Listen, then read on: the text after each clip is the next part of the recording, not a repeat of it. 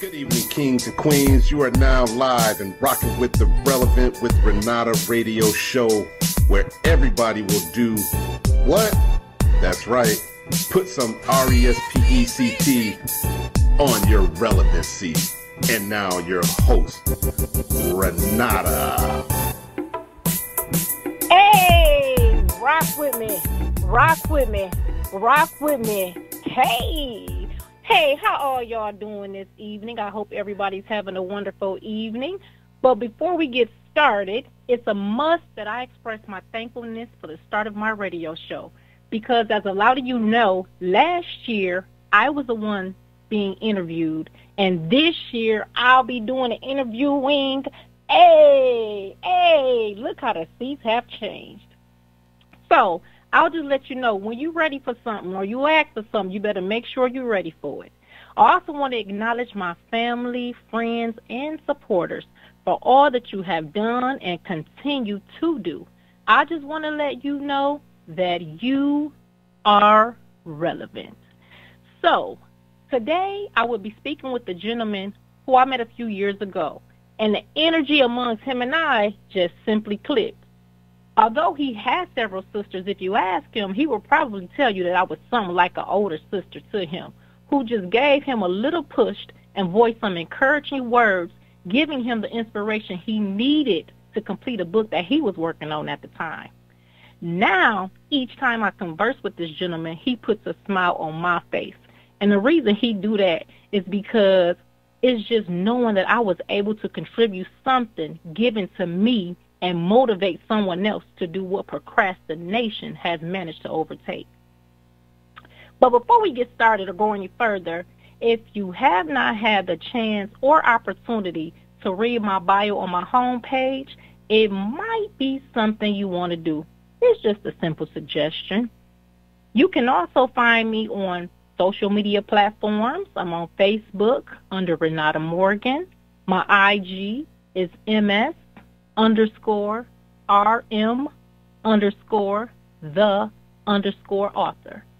I also have my own website, and that is booksabriliant.com.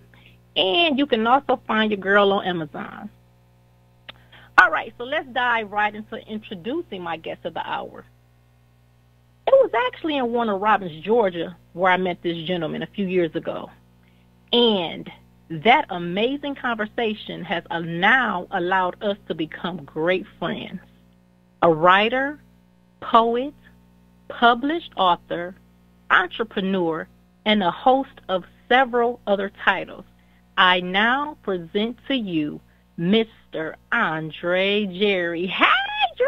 Hey, Andre in the house. How are you? I am wonderful. You know, it's always refreshing to hear your voice on the other end of this phone. I thank you so much for coming and being on my radio show. I just want to let you know I greatly appreciate it. Well, hey, I'm super excited to be here as a guest on your show, so thank you for the invitation. And, hey, I know I told you before, but congratulations on all of your success with your book tour, and now, look, your own radio show. I can't go off and leave for a year, and you come back, and you're the new Deborah Hughes. Like, what is going on? I mean, come on, you know, it's all about elevation. You know, it's all about elevation. You know, we don't stay stagnant over here. You already know that. So, hey, you know how we do. You know how we do. So we're going to get right into your interview. Mr. Andre, why don't you first start out by telling the listeners a little bit about who you are? I'll be glad to do that. And thank you again for giving me an opportunity to speak to your audience and to introduce myself. I am Andre Jerry, and I'll share something with you too, Renata. You know, this time last year I was in Saudi on a diplomatic assignment for the Department of Defense. And I'll be honest with you, back then, just a year ago, I was not in a very good headspace at all. You know, I had recently lost my mom and aunt to COVID. And, you know, so I was grieving that loss and missing my family and friends. You know, I was in a very challenging and demanding new job, and I was not getting along with my supervisor at all. And on top of all of that, I was going through a really brutal breakup. And I mean, when I tell you it was brutal, that's a whole other show. I mean, we're talking about 2 whole segments right there. But God is good. You know, just a year later, I'm back on USA soil. I'm back in my right frame of mind. I'm back in my element, back on my grind, and back in touch with my friend and fellow author Renata Morgan, live on her new show, Relevant with Renata. Let's do it. That's what I'm talking about, Andre. And let me just go back and say, you are definitely right. God is good all of the time, because sometimes when we go off to these different countries, we don't know how things are going to be, and we don't know what is going to take place in the process of our absence. But thank God for Jesus for allowing us to make it back home to U.S. soil ground. Because I tell you what, when I was going and came back, I don't know about nobody else, but this woman here definitely kneeled down on that U.S. soil and kissed that ground, because it ain't nothing like no USA. I don't care what nobody say. Going and coming home is nothing like it. So I want to thank God for allowing you to make it back home and to be a guest on my show once again. So, yes, indeed, and I thank you. Praise God. Yes, yes. So now that you shared with us about who you are, do you mind touching on your childhood and what it was like growing up in the home with all of your siblings being females? Yeah, absolutely. You know, so I was an Army brat. I grew up in Columbus, Georgia, which I'm sure you know is right next to Fort Benning. My father was a retired Master Sergeant, Airborne Infantry, and Fort Benning was his last duty station. So, of course, he put down roots in Columbus, and so that's where I grew up. But my mother was an entrepreneur. Well, I'll put it this way. Both of my parents were entrepreneurs. Years before I was born, they were stationed at Fort Bragg, and they owned a nightclub called Bachelor 3. And they were relatively successful with that venture, but they eventually closed the club and relocated to Fort Benning. And around that time is when I came along. And like you mentioned, I have 3 sisters, 2 older, 1 younger. My 2 older sisters, you know, they got to experience a lot more than I did in terms of moving to different parts of the country and seeing my parents operate as club owners, you know, and actively working together as business partners. But after I was born, my dad was more so transitioning into retirement mode. And, you know, a lot of people don't know this, but when I was born, my dad was 51 years old. Wow. 51. So, right, you can imagine what a proud papa he was to have a son at that age. And, you know, I was their first son. And so it was an exciting time for them, and not only for them, but for the family as well, because on my mom's side, it's pretty much all women. So, you know, my grandmother, my mother's mother, she had 9 girls. So in our family, having a boy was just like a celebration. It was like Jesus is here. I know that's right. Absolutely. Look at you. Popped you right on out, huh? But I had a wonderful childhood, Renata. You know, I grew up in a family home, beautiful, stable home, 2 loving parents with sisters and cousins and all types of extended family who loved me very much. So I was fortunate. You know, we were all very fortunate. And as long as I can remember, my mother has always been an entrepreneur and have owned her own businesses. So, you know, as a child, I remember watching my mother run her bus company. She owned a charter bus service called Columbus Charter Bus Service, and she would host all types of bingo trips and casino trips, and sometimes she'd let me on the bus with her as she set everything up, you know, and she would have her raffle tickets and her coolers with beer and wine and liquor that she would sell on the bus, and, you know, all the bus trips were always filled to the max with neighbors, family, friends. You know, it's like a really big deal. And I remember we would be out somewhere. Yeah, she was not playing. Miss Jerry was not playing. We would go out just anywhere, shopping, grocery shopping, whatever, and there would be people out there, and they would stop her, and they would always say, "Girl, when are you doing another bingo trip?" You know, and so it was always like this sort of thing with my mom, and I just idolized her as like this quintessential modern businesswoman and entrepreneur. And, you know, it was just something else to watch. And even my dad, I would watch him support her and root for her and just allow her to shine. And you have to remember, this was back in the early 80s.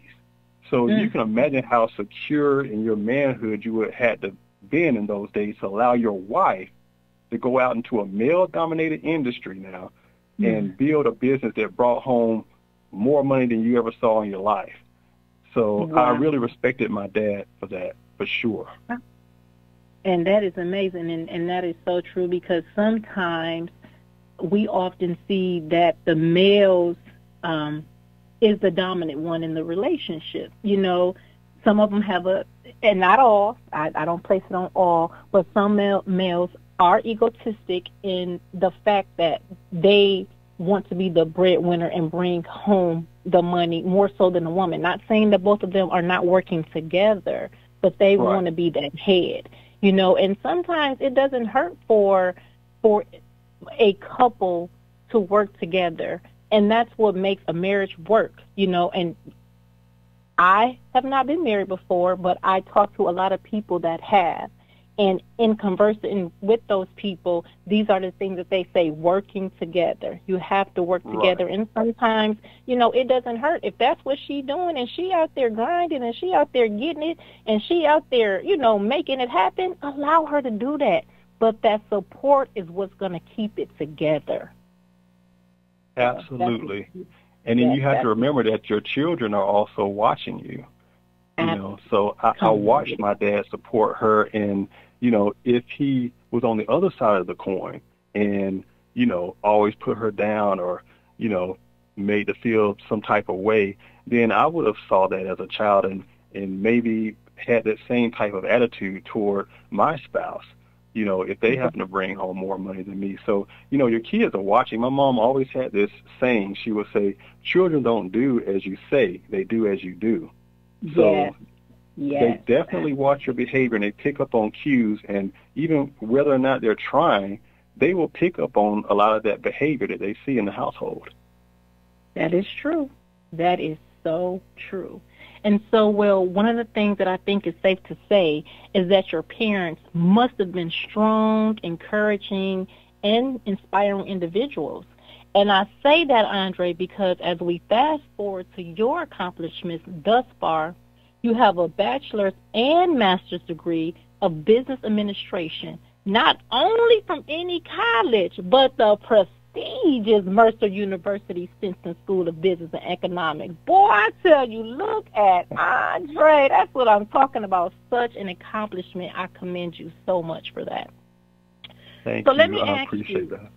Oh, no problem. What roused your interest in that particular university, and why that major? Well, I'll tell you this. Before I went to Mercer University, I started out at Columbus Technical College, which was a small technical school, a trade school at the time. And I always tell people, don't sleep on those technical colleges. That's where I really learned to kind of hone my skills as a student in academia and really get that technical knowledge and expertise. I remember my first degree was a diploma in business management. And then I went on and got my associates. And then by the time I made it to the college level, for say Mercer University, I had to develop the attention span that you need as a student to be laser focused and to get through those assignments. And Mercer really wasn't my initial choice. I remember I had moved to Atlanta, and I did maybe 3 or 4 semesters at Columbus State University. But after moving to Atlanta, of course, I needed a school locally, and I was looking through schools. I looked at Emory. I looked at Georgia State University. And a good friend of mine suggested that I take a look at Mercer. And I had heard of Mercer, of course. My cousin went to Mercer, my younger cousin, but he was in the nursing field. And from what I heard from Mercer, it was a school that, brought up a lot of nurses. And so that's all I knew of Mercer. And I was like, I don't want to go to that school. I'm not in the medical field. But, I kept an open mind, and I signed up for an informational session for their business school, which Mercer has a fantastic business school. It's called the Stetson School of Business and Economics. And I went to an informational session, and I listened to the professors and the dean and the assistant dean kind of go through some details about what to expect in the business degree program. And I just fell in love with it. And I just knew after I left that informational session that this would be the school where I finished my bachelor's and master's degree. So that's how I ended up at Mercer, and it was one of the best decisions I made. It sounds like it. It sounds like it. And with that being said, that's not even where it stops for you, because I also want you to share with the listeners about your current doctoral candidacy. Oh, goodness. Yeah. So let me tell you how that happened. And I'm not even going to front to you or to your listeners. My initial motivation for pursuing my doctorate was to keep my student loans in forbearance. I'll just be real. That was my initial motivation. And I just was not ready to pay those student loans. And, you know, as long as you're a full-time student, you can put your student loans in forbearance and kind of defer those costs until you finish with whatever program that you're under. So that was my initial motivation. But as I began taking the coursework, and it's a completely different thing. For anyone that's been in undergrad and have completed graduate school, doctoral studies are a completely different thing. There is no hand-holding. There is no test. You know, you're going to do a lot of reading. You're going to do a lot of research.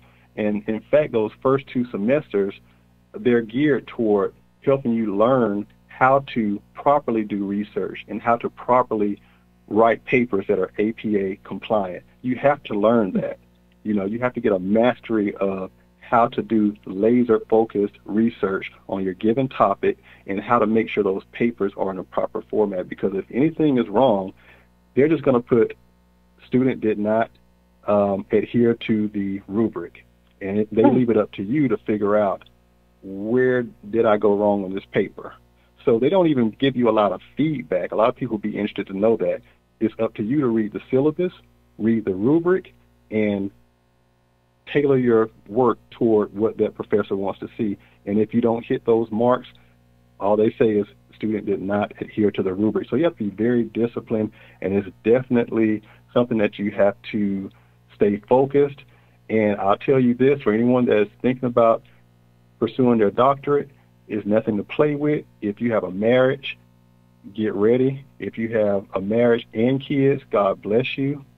You really have to really seclude yourself and lock yourself in a room almost for 4 to 5 years and not have a life. You can forget weekends. That's over. Your weekends are over. Your social life is over. But once you get on the other side, and thank God I've finished my doctoral studies in about 14 weeks. Once you get to that point, praise God. Yes. Once you get to that point, it's all worth it. Yes, listen. I commend you for even wanting to further your education to getting to your doctoral degree, because, Hunty, please, everybody ain't able. Everybody just ain't able. I'm sorry. Right. You have to be a little crazy to go there.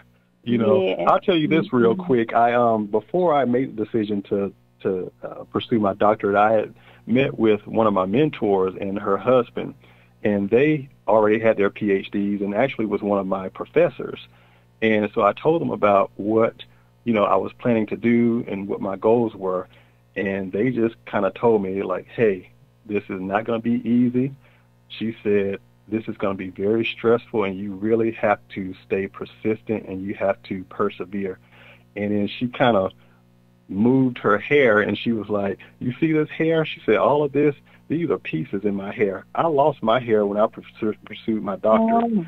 And she laughed, and then right after that, she started, like, tearing up. And I could look in her eye, and I could tell that she was going back to some of those dark days and dark times, and you will have them if you ever pursue your doctorate, it really does take a toll on you, and people don't understand the level of stress and commitment you have to go through to even get through just half of that program. So she really gave me some honest truths. I, was a little cautious after speaking with them, but I'm glad that they gave me that information because it allowed me to make an informed decision. Even though my motivation was to keep my student loans in forbearance, I still was able to make an informed decision and say, hey, is this really worth it? Is this something that I can really do and not something that I start and don't finish? You know what I'm saying? Right. Absolutely. And again, I congratulate you on that because as you stated, I'm sure it can be very stressful, very hard, but as long as you are determined and continue to push yourself in what you want to do, you can make it happen. Right. So, and you're a prime example. So, yes. Now, Mr. Andre, I know that you have published 2 successful books. The first titled Life's Lyrics, Life Lessons to Help Young Men Transition into Manhood, and the second titled Write or Die, Expressions of Love, Life, and Loss, Volume 1. So before diving into these books, tell the listeners what or who inspired you to want to write. Well, writing has always been my dominant gift. Anyone who knows me will tell you that I am an introvert. I can fake it and pretend to be an extrovert and a people person, but I really am not. I love solitude. I love quietness. When it's time to go to a party or some type of social event, I have to literally take deep breaths and make myself work the room. Otherwise, I will be that person on the wall watching everyone dance and get their drinks and party. That's me. So I really have to force myself to come out of character when I'm in social situations. It's something I still have to work on. But writing has always been that gift that I could fall back on and just really feel like I'm in my element, and I communicate best in writing. I'm an okay speaker, but when it comes to writing, you can't touch me. You just can't touch me. And so one of the things that I was so excited about with this first publication, and I'll just point out Life Lyrics, that is not my book. There's a book that my company, Just Be Cars, published. And I was very excited to be a part of that book because not only was it written by my brother-in-law, but it was full of wisdom. It was full of wisdom, and I knew that it would be a blessing to anyone that got a hold of it, especially young black men, And that was the whole premise of that book. It was to kind of instill wisdom and insight into this younger generation and to keep them from falling in some of the pitfalls that he fell into as a young man. Anytime you can navigate someone around a landmine, it's a good thing. And so I was really excited to help him with that book. And I'll just touch on briefly what Just Be Cars does. So Just Be Cars is a publishing company. And so what I do is I assist writers with the early aspects of getting their book released. With Wait my a minute, brother-in-law. Wait, Andre. What's We're that? moving a little too fast. So before we get to talking about Just Be Cars, let's talk about Life Lyrics a little bit. Okay. And I want you to tell us the impact of transitioning into manhood for you, and is that what compelled you to want to be a part of helping young men? Exactly. As I mentioned, that book is geared toward helping young men, young black men in particular, to navigate around mistakes and challenges that we all face. And so that was something that inspired me to be involved with the book. Because I helped publish the book, I was able to preview a lot of the content. And the book is a collection of poetry, but it's written in a lyrical style that makes you forget that you're reading poetry. Because if you approach the typical young man and ask them would they be interested in reading poetry, they're going to tell you probably no. But the way this book is written in a lyrical form, and that's why we came up with the title Life's Lyrics, because the lyrics are about life, and it's poetry, but it's written like a rap, sort of speak. And so that was really the draw with that book, and I was really proud of it and proud for that to be one of our first publications. Amazing, amazing. Now, at this point, before we dive into your second book, Write or Die, we're going to take a small little couple minutes break, and once we come back, we'll dive right into that. That's right, at 10 p.m. every second Wednesday on ArtistFirst.com. It's the worldwide internet show, the G.L. Henderson Radio Hour. Tune in to hear his special guests from professionals, live topics, and get a blast from the past with musical legends like Lisa Lisa, The Temptations. I know you want to leave me, but I refuse to let you go. Manhattans. Honey, you are my shining star. Shanice. Shirley Murdoch.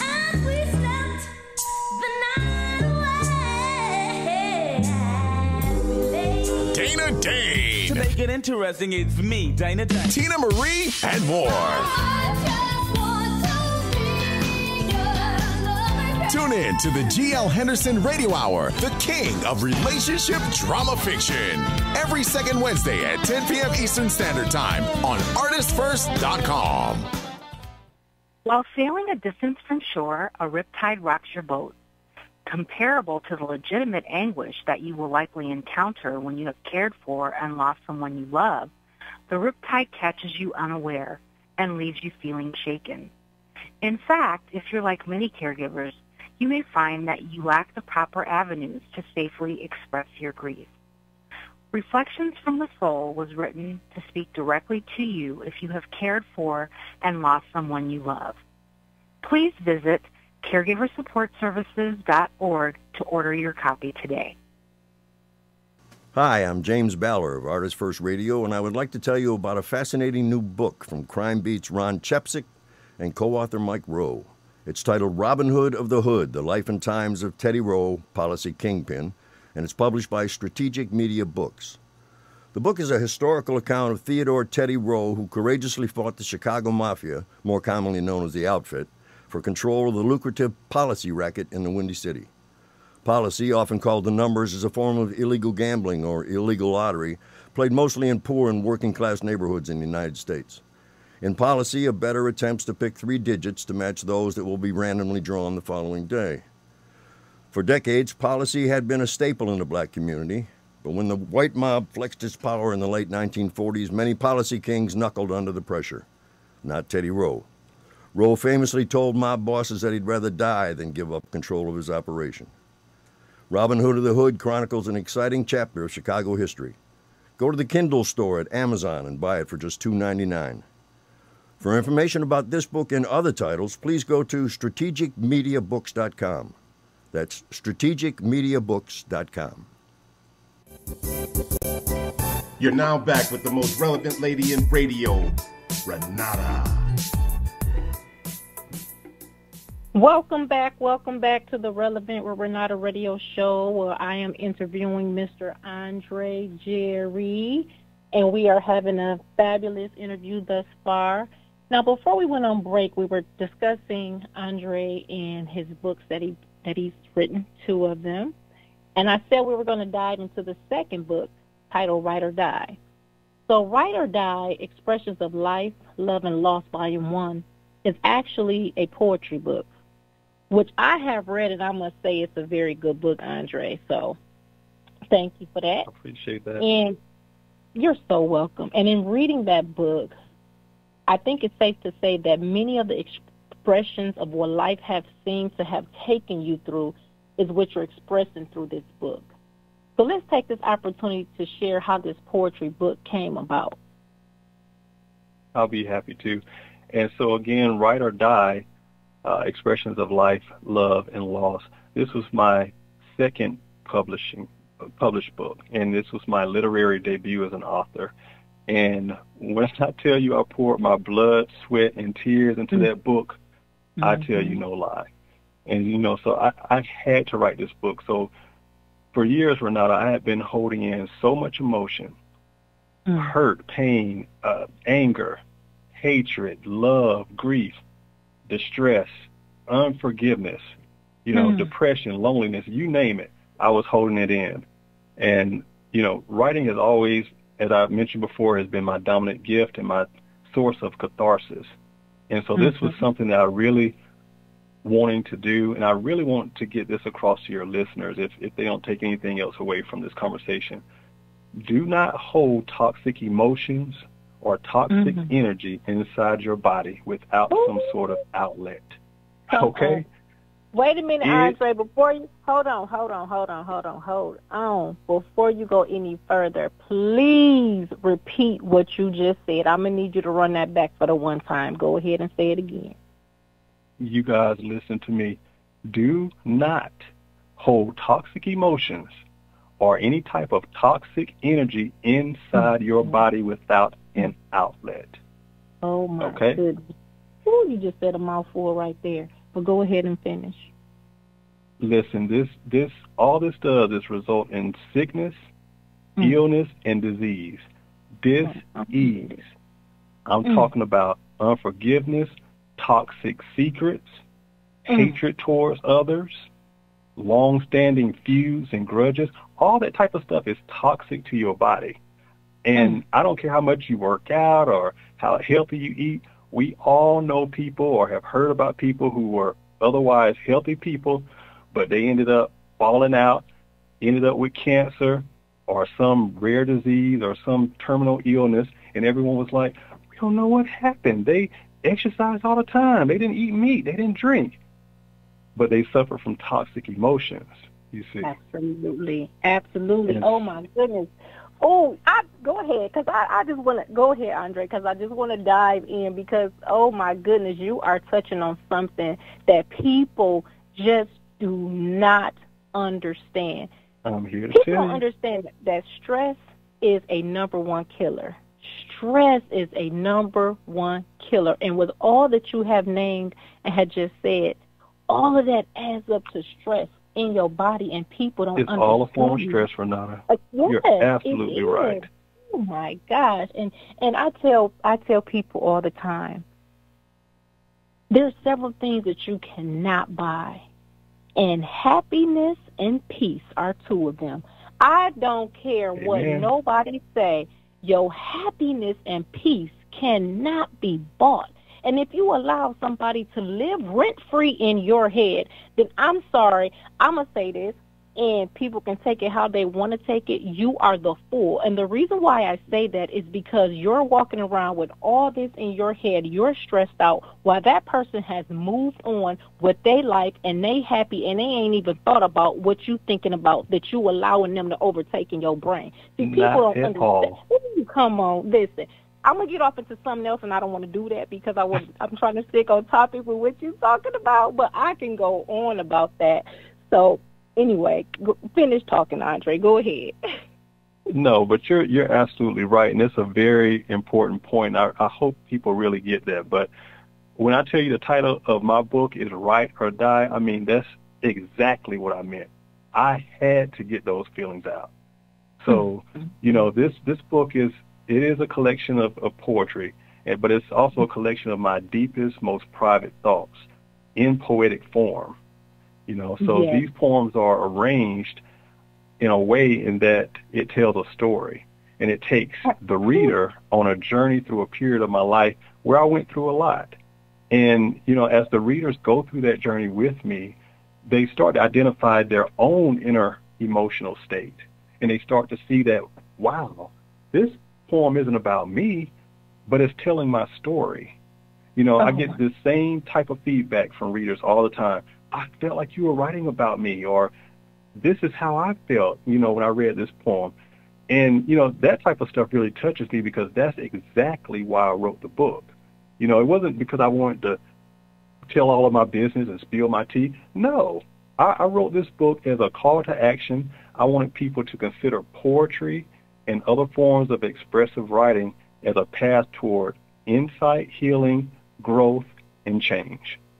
And you did that. And I would say for you listeners out there, Andre, please let them know where they can purchase this book. And I'll say because I read it. And that's why I say it's safe for me to say as I was reading it, I can tell some of the things that you were going through. I mean, it just, the expressions in that book, I mean, you did. You let it out. You let it out.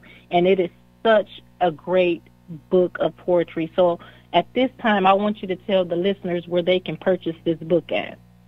Absolutely. Well, you can go to Amazon.com, put in Write or Die, or you can put in Andre Jerry Book, and it'll pop up, number 1. You can also visit my website at authorandrejerry.com. That's authorandrejerry.com, and you can get your version of the book there as well, and I'll even sign that copy for you. So those are the 2 places you can get it. Yes, I'm telling listeners, please, this book right here, this poetry book. I mean, I've read poetry books before, but this man, he laid it down, and that's all I'll say about that. And I'll give you all the opportunity to go out and purchase Andre's poetry book. So with that being said, at this time, I'm going to ask you, if you do not mind, to pick your favorite poem and recite it to the audience, as we will all greatly appreciate it. Sure, that would be my pleasure. Thank you. I'm going to read, this one is titled The End is Near, and I think it's very on point with what's going on in the world today. So here we go. The end is near. Jehovah will deliver me from the snares of the enemy, and from all of my adversaries he will protect me. When I veer off course, he will redirect my footsteps. He will replenish my wealth when there is nothing left. When I'm distressed and there is looming doubt and fear, I will petition him in prayer, and he will lend his ear. When my body is ill, he will make me well, and my deepest secrets he won't tell. He will even reveal his holy secrets to me as a reminder of how highly he thinks of me. When I sin, offend, or act foolishly, he will allow my errors to pass by me. For endless is his forgiveness, and many are his mercies. To him I shall never offer my sacrifices without cost, because sacrifice must always incur a loss. Give to God the best fruits of your labor, and your offering will be looked upon with favor. Never hesitate to give God your best, for our Heavenly Father deserves nothing less. He gave to us his only begotten Son named Jesus, which demonstrated his desire to please us. And through the obedience of Christ, he was able to preserve our lives. So in every season, there is good reason to offer thanksgiving and be of good cheer, because we're living in critical times and the end is near. Oh, Andre, see, if we had enough time, I would tell you to read that again, because that poem is so deep. It is so deep. I'm so happy that you picked that particular. I'm happy that you picked that particular one, but I'm going to ask you, why did you choose it? Well, it's relevant to the times that we're in right now. There's so much going on in the world, Renata. And, you know, I know we probably all grew up hearing, oh, this is the last days, this is the last days. It really does feel like we're in the last days right now. I don't know what's going on, but it's frightening, and you really have to stay close to God. You really have to make sure you're right with God and with your family. This is not the time to be holding grudges and unforgiveness. Forgive that person who you haven't talked to in years. Pick up the phone and call them today, or text them if you don't want to call, and say, look, I just want you to know I love you, and I hope you're well, and I wish you nothing but peace. That alone, just doing that one small thing alone, will give you so much peace in your spirit you won't believe it. And so, it will. And I'm glad you said that, Andre, because so often we say to ourselves, well, we'll do it tomorrow. Well, we'll do it tomorrow. Well, we'll do it tomorrow. But for some of us, tomorrow never comes. You see what I'm saying? True. So the thing is, if you're thinking about it, why just not do it now? Just Stop putting do off it. Yes, just do it. Just do it. You don't have to continue to put it off and put it off and put it off, because tomorrow may not come for you. And then now you're going with what you held in, and the person not even knowing when you could have just did it right then and there. So you are absolutely correct. Yes. So I'm so happy that you read that poem. Such a beautiful, beautiful poem. Thank you. Man, I can't listen. I really wish and hope that the listeners go out and get your book, because, you know, that's one of many beautiful poems that you've written in that book. Like I said, I read it, so I know what's in it, and it is just it's an amazing book of poetry.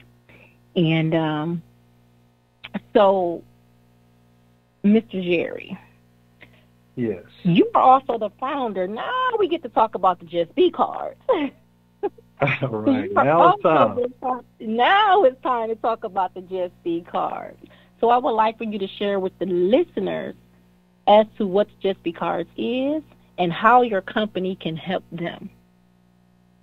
Well, thank you so much, and forgive me earlier for getting too ahead of myself, but Just Be Cards is a company I started back in 2011, and really, Renata, this company is like my baby, because this is the entity that I funnel all of my creative ventures through. And I'll tell you an interesting story about Just Be Cards. So Just Be Cards actually started out as a capstone project for one of my entrepreneurial science courses in grad school. We had to create a business plan, along with a product or service, and present it to the professor. Well, the professor was so impressed with the presentation and the product that he pulled me aside after class, and he was like, "You really got something here, and I hope you pursue this concept because it's really good." And, you know, so he also encouraged me to enter my business concept into this Mercer University entrepreneurial contest, in which I won first place. And from that point, I was encouraged to enter into the Entrepreneurial Festival, which was kind of like the entrepreneurial contest, but it was regional. And I didn't win first place, but I did place as a finalist with Just Be Cards. So I had a lot of wind beneath my wings with this company, and it's always been very well received.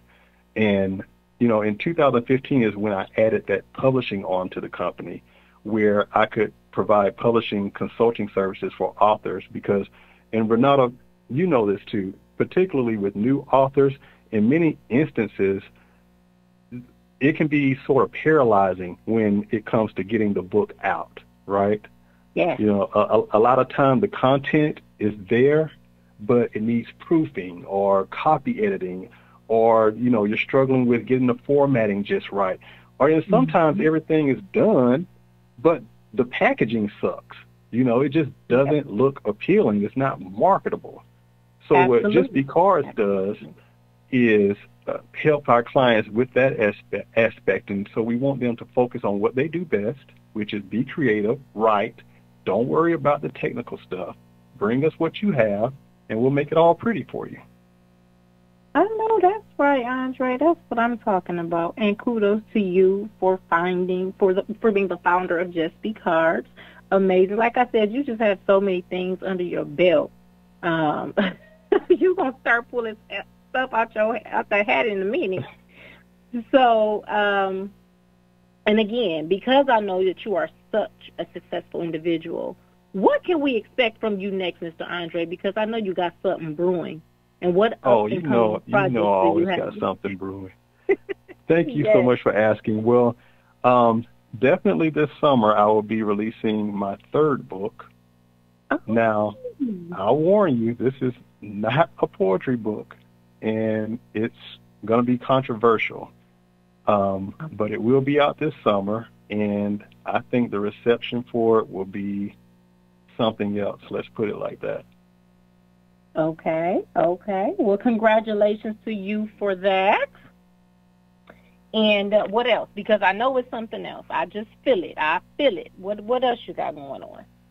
Well, this doctorate, like I said, I got 14 more weeks left, and I have to kind of temper myself. There's a lot of things and projects that I have scheduled to come out, but I have to stay focused and get through the last few weeks of this doctorate, and then I can really kind of put that behind me and get on with my creative projects that I have.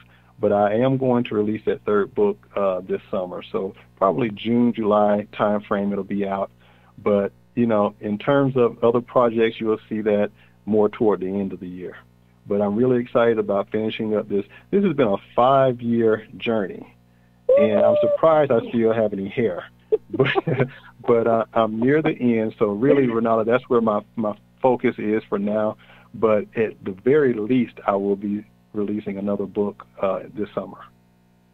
Okay, now let me ask you, Andre, how were you able to juggle your getting your doctorates and working on your book? Because I know you stated, doctorates is receiving your doctorate is just extremely that you have to be focused. So how were you able to juggle the two? Well, it's not easy, because in addition to all this, I have a full-time job. So I have to give that the proper focus. And then when you finish your 9 to 5, you have to now shift gears to your academic studies. And, and that's just my cadence. I go to work and then I go to school. And then when it comes time for the weekend, that's shot because I have to make sure I proofread my papers, make sure I'm, staying, in line with the papers that I have to turn in. And another thing I'll mention about the doctorate, it's not like regular coursework where you know specific dates that you have to turn things in. You get 13 weeks, and in each course you get 13 weeks, and within that 13 weeks you have a collection of tasks, like maybe 7 or 8 tasks that you have to turn in. They all work towards your dissertation, your eventual thesis. And you have to employ time management skills to make sure that you get all those tasks completed within those 13 weeks. No one's going to stand over you and say, hey, you only got 6 weeks left. You only got 8 weeks left. So you really have to be very disciplined, and you can't play around, because before you know it, it'll be 4 weeks left in the course, and you've only turned in 4 of 8 tasks. So it's just that type of thing. And I really would have liked to push out more projects this year, but unfortunately that stuff has to take a back seat for the greater good. And so that's where I am with that. Absolutely. And I must say that you are doing a magnificent job with time management, because for you to have being able to juggle the both of them and a full-time job, wait, can I ask you a question? Go right ahead. Where does sleep fall in at this? Where are you sleeping at all? Because I'm just trying to figure out, how are you doing this? That is so funny. Sometimes I'm on the phone with my friends and they think I'm going to sleep, but I'm really getting off the phone and I'm staying up to 2 and 3 and sometimes 4 in the morning working on papers. That's just my life. But I keep in mind that, hey, I'm almost at the end of this. I'm going to go back to being a normal person soon. But yeah, sleep is one of the things to some degree, you have to sacrifice as well. It just comes with the territory. Oh, my goodness. Goodness gracious, Andre. You don't be at work falling asleep at your desk, do you? 1 or 2 times. 1 or 2 times, maybe. Right. Well, the beautiful thing that you stated is, like you said, you're almost at the end of it. So, I mean, the reward is near. The tunnel is there, and you can see it, and it's a beautiful thing. And you stuck through it. You didn't give up. You didn't quit. You didn't, say enough is enough, like I'm done with it. You were level-headed, and you stuck through it, and that's what matters. That's what counts, because, as you stated, in the end, it's such a great reward. So Absolutely. Is there anything else, Mr. Andre, that you would like to share with the listeners? Any social media outlets? Anything? Well, thank you. And again, thank you for this opportunity. I really appreciate the opportunity to connect with your audience. And please go out there and support any local artist that you have, not just me and Renata. There are other people out there that are selling things, and they're putting their creative projects out there. Support those people, because it really feels good when you're supported by those in your community. And so, again, the book is Write or Die. It's on Amazon. It's on authorandrejerry.com. Also, Life Lyrics. It is on Amazon as well. So go out there, support us. Renata's book is on Amazon. Go out there and buy hers if you haven't bought it already. It's a good book. I'm ready for the sequel. Every time I talk to you, I'm like, where is part 2? I want it now. I know. You, amongst others, are definitely ready for it, and it is coming.